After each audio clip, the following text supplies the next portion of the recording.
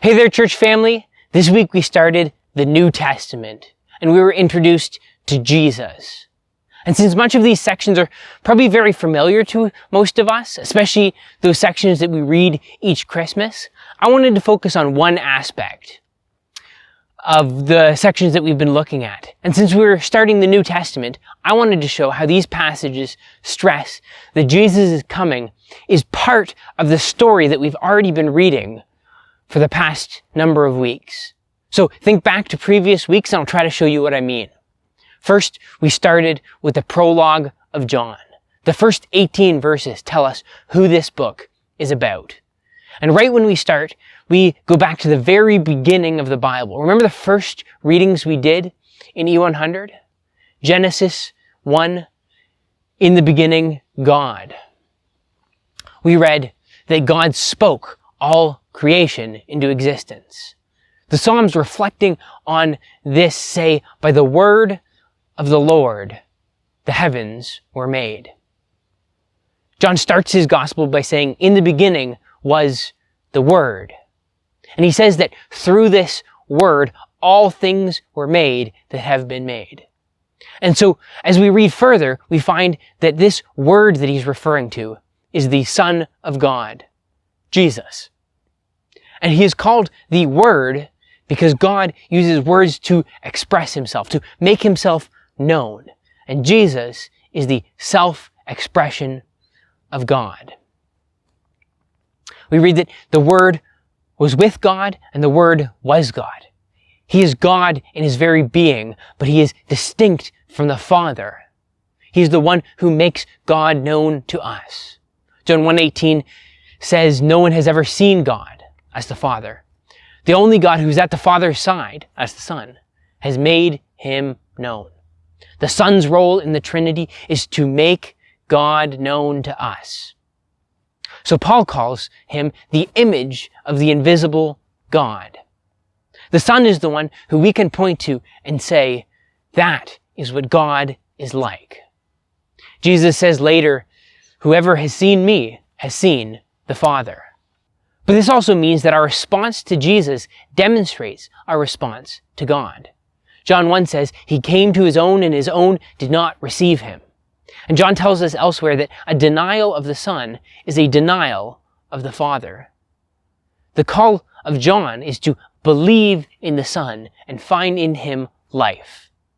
So as we go through Jesus' life in the next few weeks, and we look at all the things that Jesus says and does, we can look at him and say that's what God is like.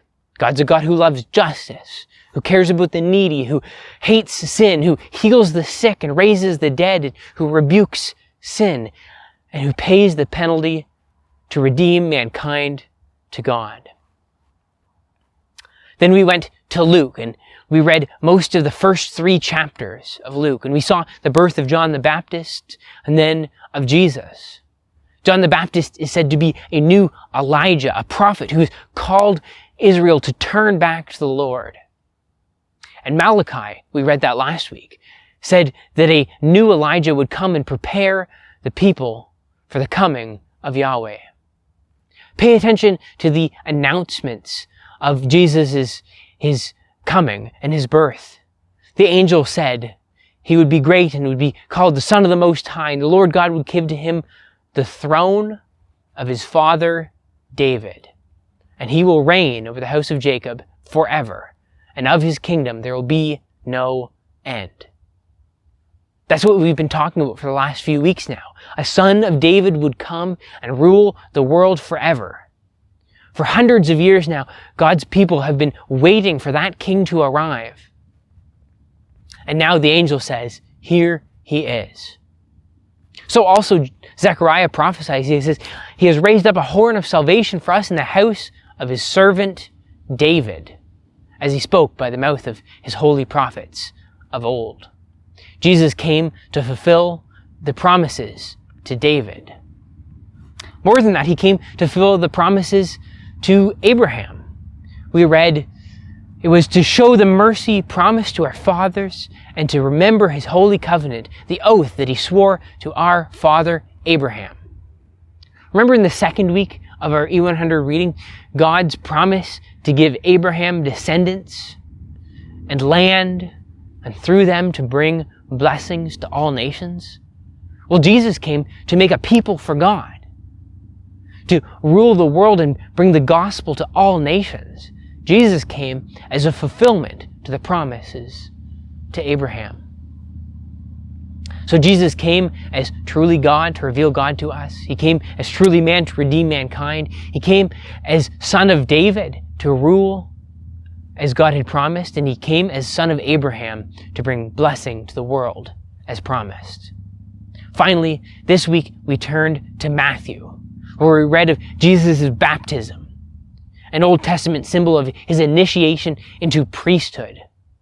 And when that happened, the Father declared, "This is my Son," a phrase used of Israel in the Old Testament, who was meant to represent God to the nations. And here we read that Jesus goes out into the wilderness to be tested for 40 days, like Israel was tested in the wilderness for 40 years. But where Israel failed their test in the wilderness, Jesus succeeded. By the way, if you have a Bible with footnotes, check out the verses Jesus quotes throughout His test. First, Jesus is tempted in regard to food. And Israel was tempted in regard to food in the wilderness, and they grumble. But Jesus passes the test, and He quotes a passage in Deuteronomy talking about God's provision of manna, which was given to show that man shall not live by bread alone. Israel didn't trust God, but Jesus entrusts His welfare to the Father. Second, Jesus is tempted in regard to test God's promise of protection. And He responds by quoting another passage from Deuteronomy where Israel tested God at Massah concerning His protection in the wilderness, saying, "You shall not test the Lord your God." Then finally, Jesus is tested to see if He will worship Satan. And unlike Israel, who worshipped the golden calf and the Baals and all sorts of other gods, Jesus quotes from the law and says, "You shall worship the Lord your God, and Him alone shall you serve." Jesus succeeds where Israel failed. And He succeeds where we fail, so that He can be a righteous representative. In all this week, I wanted to show that these passages that introduce Jesus show how His arrival is the culmination of the readings we've done so far in E100. Jesus arrives as the true Creator God, the one who reveals the Father to us. He came as fulfillment of the promises to Abraham to bring blessings to the nations. He came as true Israel, succeeding where they failed and keeping the law that they broke.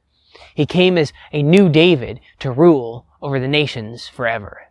Jesus is the fulfillment of everything that has come before, and in the following weeks, we'll see the lengths He will go to bring salvation to His people.